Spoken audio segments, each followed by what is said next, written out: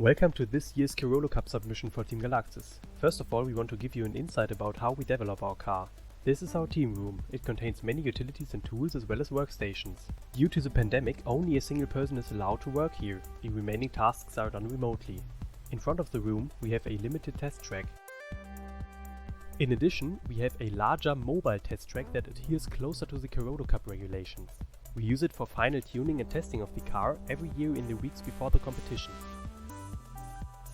Our team takes part in the Carolo-Cup since 2008 but was renewed multiple times with new team members, lastly in 2020.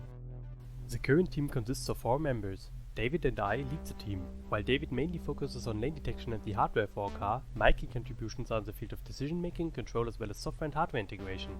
Rüdiger is responsible for object detection and PR. Farad works on the parking module and the software infrastructure. Our car Andromeda consists of 2 computing units.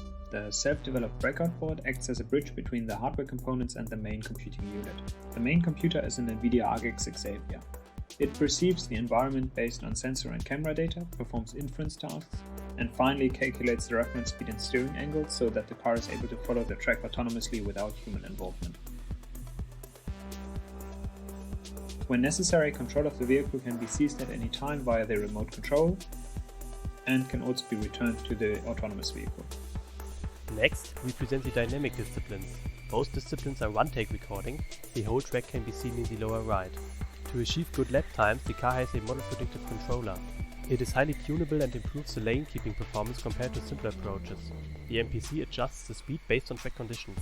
To update the trajectory reference at a higher rate, thus allowing for higher speeds, the environmental model decouples the trajectory update from our slower lane detection updates.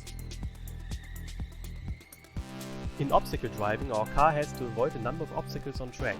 To give you more insight into the perception and planning of our car, we showed the debug output of the trajectory planning on the upper right and right below the lane detection in action.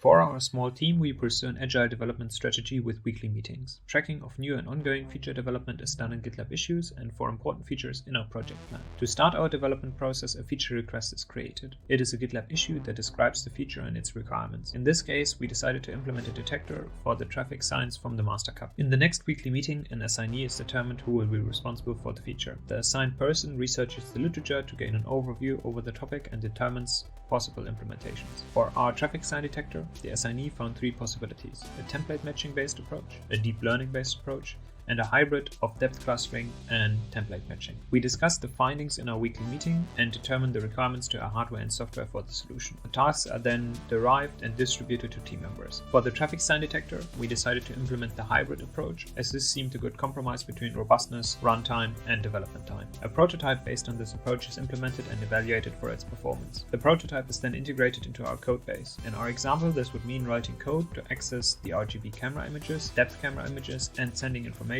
about the detected signs to other relevant software components. The implementation is tested in simulation and then on the real car. For the traffic sign detector, the detection of signs using clustering on depth images is tested here. Finally, the new software component is documented using Doxygen and READMEs.